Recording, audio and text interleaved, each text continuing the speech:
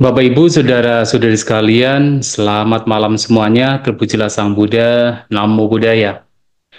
Kita sebagai umat Buddha tentu pernah mendengar satu pernyataan yang disampaikan oleh Sang Buddha berkenaan dengan pentingnya untuk bergegas melakukan kebaikan.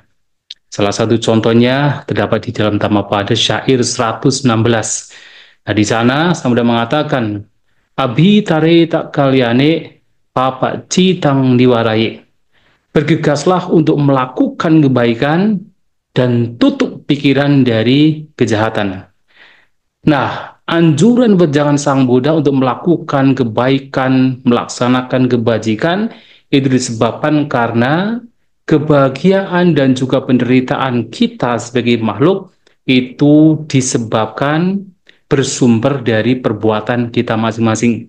Maka kalau kita ingin mendapatkan kebahagiaan, maka bergegaslah untuk melakukan kebaikan. Bahkan ketika sudah terpikir untuk melakukan kebaikan, jangan berpikir dua kali, menimbang-nimbang apakah ini harus dilakukan atau tidak. Tapi ketika sudah tahu bahwa ini adalah kebaikan, ini adalah kebajikan, maka lakukan segera, bergegas untuk melakukan kebaikan. Nah, kalau kita kembali kepada kisah-kisah yang ada pada zaman Sang Buddha, ada satu orang yang sangat terkenal, seorang upasaka pada zaman Sang Buddha, yang ia ini ketika sudah berpikir tentang kebaikan, dia akan segera melakukannya. Dia tidak akan berpikir panjang apakah kebaikan tersebut harus dilakukan atau tidak dilakukan. Dan orang tersebut tidak lain adalah Anathapindika, yang oleh Sang Buddha kemudian dijuluki atau mendapatkan julukan sebagai upasaka yang terunggul di antara upasaka-upasaka lainnya sebagai donatur, penyokong Sang Buddha dan Sangga. Karena dia betul-betul menyokong Sang Buddha dan Sangga dengan sepenuh hati. Nah, sehingga dia diangkat atau dijuluki sebagai penyokong utama Sang Buddha di antara para upasaka. Dan Anathapindika ini ketika sudah berpikir tentang kebaikan, dia itu tidak akan berpikir panjang, dia akan melakukannya. Dia punya tekad, punya kekuatan, dorongan yang kuat untuk melakukan ketika sudah berpikir untuk melakukan kebaikan. Dan bahkan kita bisa melihat Anathapindika ini bukan hanya ketika bertemu dengan Sang Buddha atau ketika sudah mengerti ajaran Buddha, dia sudah kemudian punya kekuatan untuk melakukan kebaikan, bahkan sebelum dia bertemu dengan Sang Buddha saja, sudah terbiasa untuk melakukan kebaikan. Maka dia dikenal sebagai Anathapindika. Nama asli Anathapindika adalah Sudatta. Jadi bukan Anathapindika. Nama aslinya adalah Sudatta. Tetapi kemudian, kenapa dia dikenal sebagai Anathapindika? Karena dia ini adalah orang yang suka berbagi. Orang yang suka menolong siapapun yang membutuhkan. Nah, kata Anathapindika ini sebenarnya adalah julukan. Julukan bagi Sudatta ini. Dia dijuluki sebagai Anathapindika karena suka menolong, suka berbagi orang-orang yang membutuhkan. Nah, istilah Anathapindika ini berasal dari dua kata, anatha dan pindika. Nah, anatha artinya adalah yang tidak memiliki perlindungan. Jadi, natha itu perlindungan, a itu tidak atau tanpa. Maka tidak memiliki perlindungan. Seperti siapa? Mereka yang tidak punya rumah, mereka para pengemis, mereka para gelandangan, yang memang tidak punya apa yang bisa dijadikan sebagai sandaran berkenaan dengan materi, maka itu disebut sebagai anatha. Nah, pindika adalah seseorang yang suka memberi makanan. Jadi pindika dari kata pindah, pindah artinya gumpalan, gumpalan makanan. Nah, karena Anathapindika ini suka memberikan makanan, memberikan bantuan kepada orang-orang yang membutuhkan, maka dia dikenal sebagai Anathapindika. Dan ini, julukan ini diberikan oleh masyarakat bahkan sebelum Sudatta ini bertemu dengan Sang Buddha. Nah, suatu kali menarik sekali karena kemudian ketika Sang Buddha muncul di dunia, yaitu Buddha Gautama muncul di dunia, Nah, pada waktu itu kebetulan Sang Buddha sedang berada di daerah Rajagaha, yang kebetulan Rajagaha juga tempat di mana Anathapindika ini berada. Dan di daerah Rajagaha ada sebuah hutan bernama Sitawana. Jadi Sita itu artinya adalah dingin. Jadi Wana adalah hutan. Mungkin karena hutannya dingin maka dikenal sebagai Sitawana. Dan suatu kali ketika Sang Buddha berada di Rajagaha, nah beliau berada di hutan Sita atau hutan yang dingin. Pada waktu itu, Anathapindika ini mendengar bahwa ada seorang Buddha yang sekarang berada di Sitawana. Mendengar kata Buddha, hatinya langsung tersentak. Karena kata Buddha itu merupakan istilah yang langka. Karena Buddha itu adalah yang tercerahkan.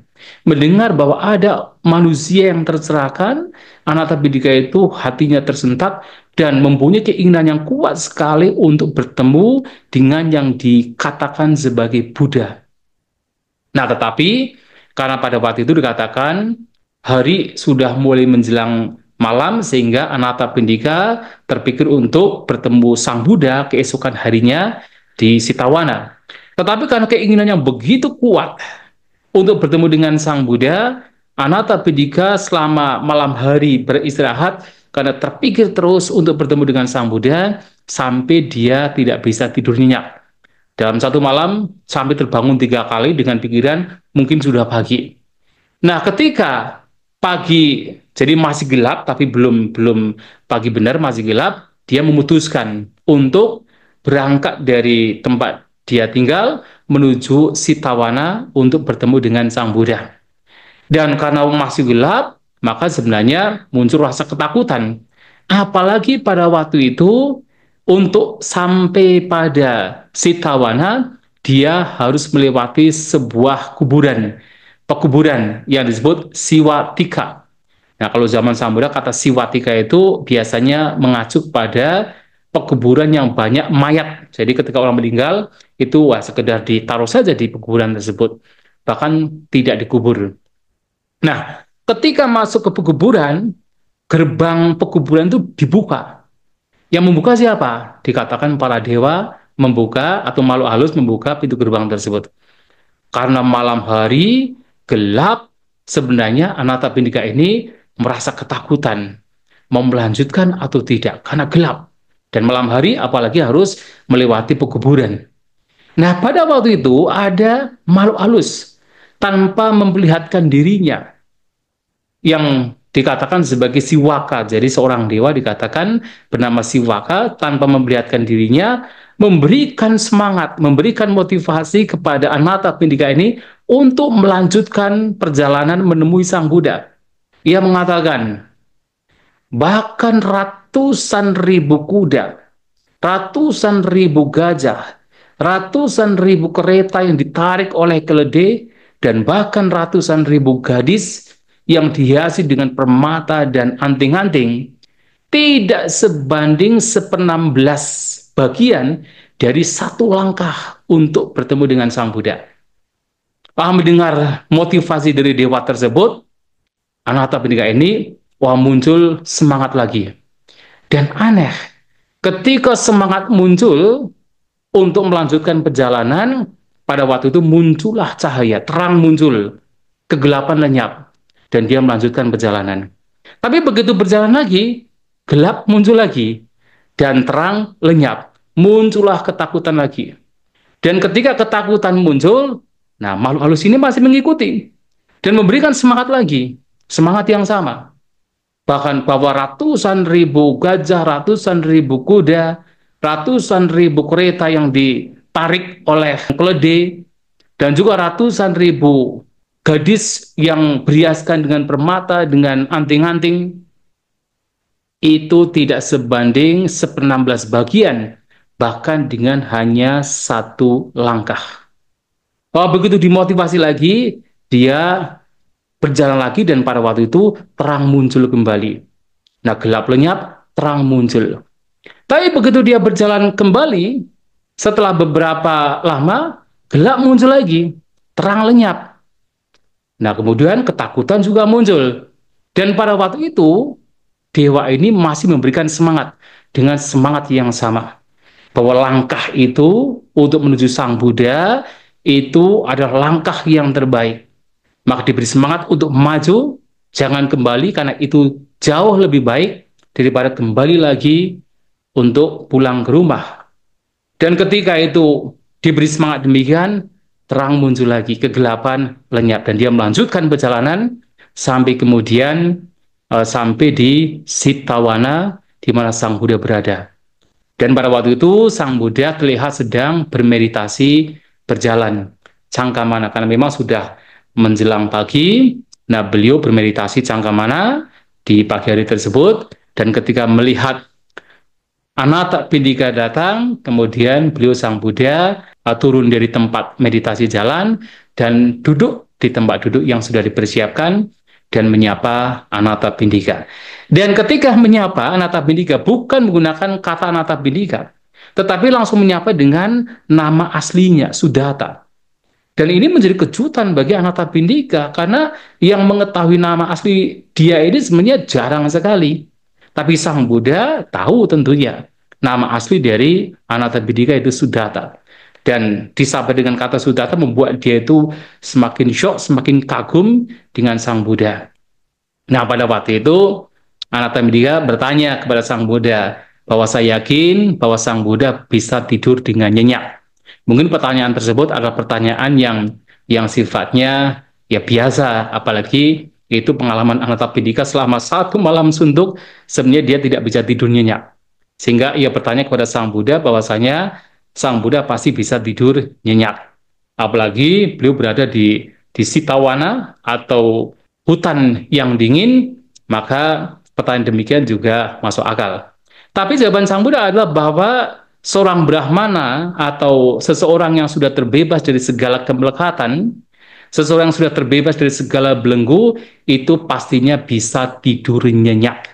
Dan ini adalah jawaban dari Sang Buddha secara general bahwa orang yang sudah terbebas dari belenggu, orang terbebas dari segala kemelekatan, terbebas dari segala keinginan, itu sudah tentunya bisa tidur nyenyak. Dan dalam kesempatan yang lain, Sang Buddha juga sering sebenarnya ditanya, apakah beliau bisa tidur nyenyak? Sang Buddha mengatakan bahwa ketika berbicara tentang siapakah di dunia yang bisa tidur nyenyak, beliau adalah salah satunya. Karena seseorang bisa tidur nyenyak ketika salah satunya adalah sudah tidak memiliki kebencian permusuhan lagi, maka dia bisa tidur nyenyak. Dan Sang Buddha adalah manusia agung yang sudah terbebas dari segala bentuk kotoran batin termasuk kebencian, sehingga tentunya beliau ya dimanapun beliau berada pasti akan tidur nyenyak. Apalagi seorang arahanta ketika tidur sudah tidak mimpi lagi, dan itu adalah tidur yang terbaik, tidur tanpa mimpi. Nah, yang menjadi penting di sini adalah bahwa Anathapindika ini ketika sudah terpikir untuk melakukan hal yang baik, ia akan terus melakukan. Dia akan melanjutkan apa yang akan dia lakukan. Termasuk ingin bertemu dengan Sang Buddha walaupun harus melewati kuburan, walaupun sempat sebenarnya terpikir untuk kembali karena ketakutan, tetap dia kemudian melanjutkan untuk bertemu dengan Sang Buddha. Yang menarik adalah kenapa ketika ini di dalam kitab komentar dijelaskan, kenapa ketika Anathapindika ini berjalan di pekuburan kemudian di sana muncul kegelapan, jadi tidak bisa melihat apa-apa dan ketakutan muncul, dan ketika termotivasi oleh seorang dewa, terang muncul, kemudian ketakutan lenyap, dan kegelapan itu lenyap, itu dimunculkan karena keyakinan Anathapindika terhadap Sang Buddha.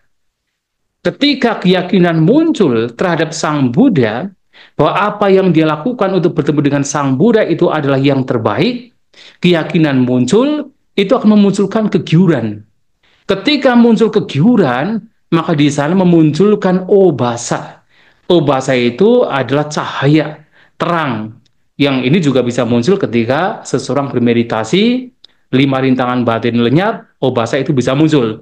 Di mana ketika obasa muncul, bahkan untuk beberapa orang sampai di sekitar itu yang sebenarnya gelap gulita, itu akan terlihat terang. Dan ini yang terjadi pada Anathapindika. Jadi muncul piti sehingga memunculkan obasa menjadi terang, di mana sekelilingnya itu menjadi terang dan ia bisa melihat. Tetapi kemudian setelah beberapa saat gelap muncul lagi. Kenapa? Karena keyakinannya itu menurun. Sehingga kegiuran juga lenyap. Ketika keyakinannya menurun, kegiuran lenyap, terang itu juga ikut lenyap.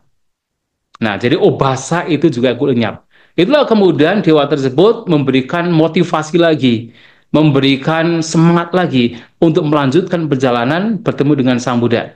Ketika termotivasi, keyakinan yang kuat muncul lagi.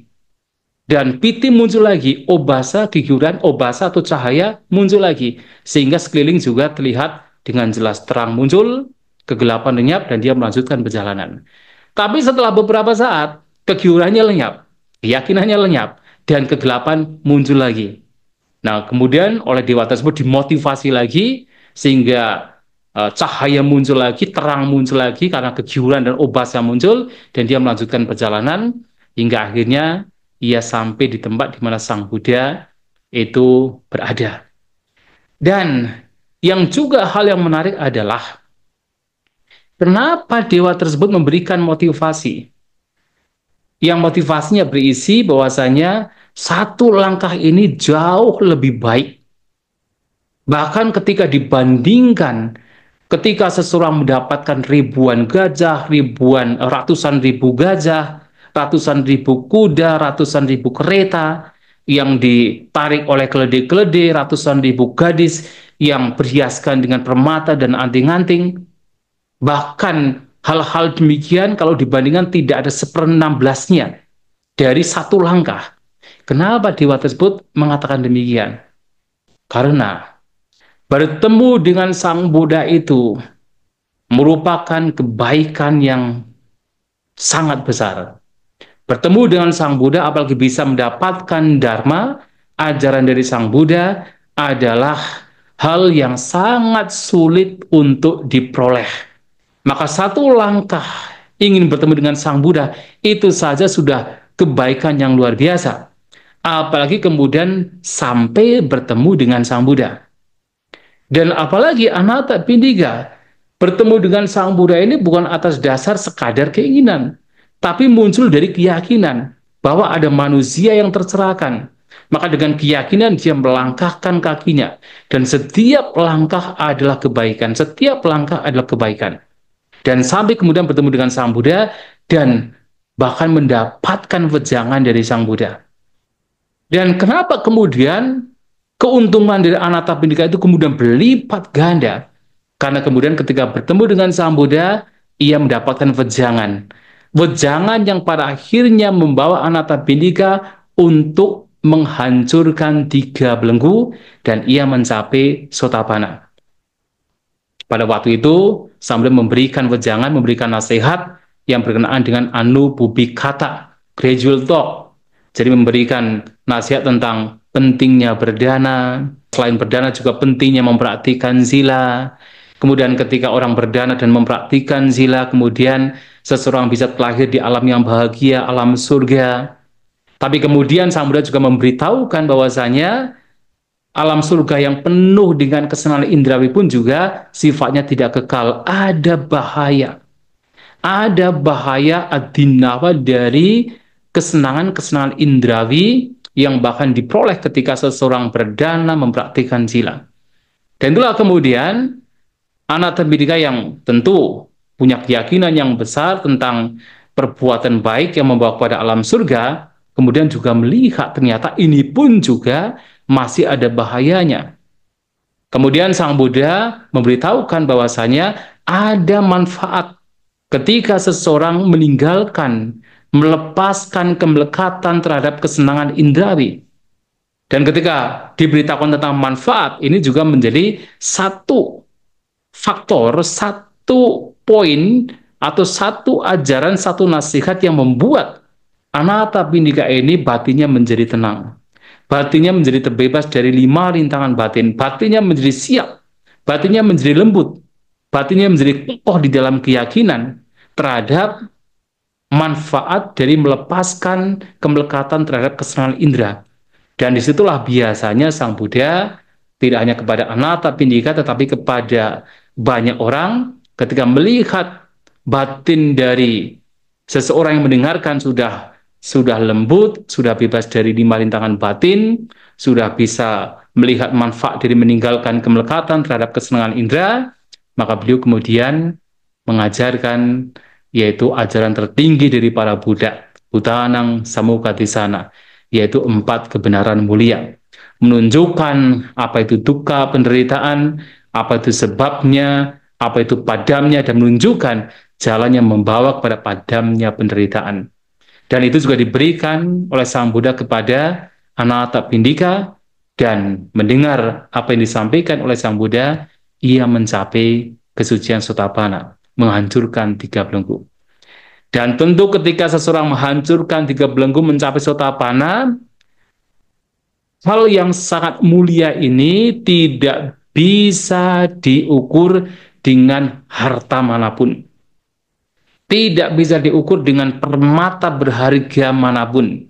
Karena ini adalah sesuatu yang sangat sulit untuk diperoleh, dan ini sesuatu yang kalau kita boleh mengatakan adalah priceless. Sudah begitu berharga sehingga harta manapun di dunia tidak bisa sebanding dengan pencapaian Sotapanna. Dan ini dicapai oleh Anathapindika, sehingga ketika Dewa tadi menyampaikan 1 langkah saja, itu sudah sangat berharga dan tidak bisa dibandingkan bahkan 1/16 bagian dari, katakan 1 langkah dari, yaitu tadi berbagai kekayaan. Apalagi Anathapindika bertemu dengan Sang Buddha mencapai kesucian Sotapanna. Nah, inilah bagaimana Anathapindika ini punya kualitas yang luar biasa. Ketika sudah berpikir tentang kebaikan, ia tidak akan berpikir panjang, dia akan terus melakukan. Dan cerita maksudnya dan hal demikian dilakukan oleh Anathapindika bahkan setelah ia bertemu dengan Sang Buddha dalam kisah ini, dan setelah itu ia pun juga terus melanjutkan kebaikan-kebaikan yang memang dia sudah menyukainya. Dan dia tidak berpikir panjang ketika melakukan kebaikan. Sebagai contoh, ketika setelah bertemu dengan Sang Buddha, kemudian ia terpikir, di manakah Sang Buddha dan para siswa ini cocok untuk bisa tinggal? Dan ketika diketahui bahwa tempatnya adalah yang tidak jauh dari perkampungan, tapi juga tidak dekat dari perkampungan, yang tempatnya sepi, tidak bising, maka kemudian dia menemukan ada sebuah taman milik seorang pangeran bernama Jeta. Dan dia ingin membeli taman tersebut untuk nanti didanakan kepada Sang Buddha dan para siswanya. Dan ketika Pangeran Jeta mengatakan boleh untuk dibeli, tetapi setiap jengkalnya harus ditutupi dengan koin emas, Anathapindika tidak berpikir panjang. Begitu Pangeran Jeta ini mengatakan demikian, langsung dibeli. Langsung dibeli dengan koin-koin emas, bahwa seluruh area Jetawana atau taman atau hutan milik Pangeran Jeta itu ditutupi dengan koin emas. Hanya kemudian setelah hampir selesai, tinggal satu bidang saja, Pangeran Jeta itu juga tertarik juga untuk berdana kepada Sang Buddha. Nah, ini menunjukkan bahwa memang kekuatan dari Anathapindika ini ketika berbicara kebaikan, dia boleh dikatakan tidak ada tandingannya. Begitu ada kebaikan, dia tidak berpikir panjang. Mungkin orang berpikir, kan dia kaya, kan dia memiliki harta, maka mungkin orang lain pun juga bisa, tetapi ternyata tidak. Bahkan ketika dia suatu kali jatuh miskin, jadi setelah ia punya keyakinan yang unshakable, yang tidak lagi tergoyahkan terhadap Buddha, Dhamma, dan Sangha, karena ia telah mencapai Sotapanna, ia punya kebiasaan. Setiap hari akan mengunjungi wihara. Setiap hari mengunjungi 2 kali. Dan setiap berkunjung pasti akan membawa sesuatu untuk para biku dan juga samira di sana. Sampai karena ia terlalu fokus dengan kebaikan untuk menyokong biku sangga, sampai harta bendanya juga semakin berkurang. Tetapi walaupun demikian, walaupun dia sudah tidak memiliki harta benda, ia pun tetap melakukan kebaikan.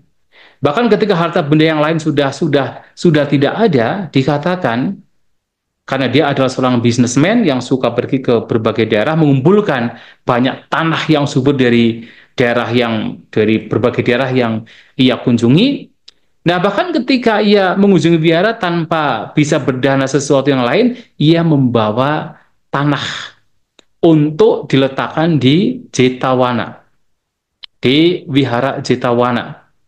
Diletakkan di sana dengan harapan semoga dengan tanah tersebut pohon-pohon menjadi subur dan para biku yang tinggal di sana itu juga bisa bermeditasi dengan baik. Nah, ini dilakukan oleh Anathapindika bahkan ketika ia jatuh miskin tetap dilakukan. Tetapi karena kebaikan, miskinnya Anathapindika juga tidak bertahan lama karena kemudian ada seorang dewa yang datang menolong Anathapindika untuk mendapatkan berbagai permata atau benda-benda berharga yang tidak ada pemiliknya. Nah, ini diberikan untuk Anathapindika. Kebaikan yang dilakukan oleh Anathapindika ini juga membuahkan buah kebahagiaan. Nah, itulah Bapak Ibu Saudara-saudara sekalian, sekali lagi apa yang disampaikan Sang Buddha, ketika kita melakukan kebaikan, ketika kita tahu ada kebaikan, maka bergegaslah untuk melakukan kebaikan. Karena terkadang kalau kita tidak segera melakukannya, kesempatan tersebut terkadang tidak bisa datang yang kedua kali.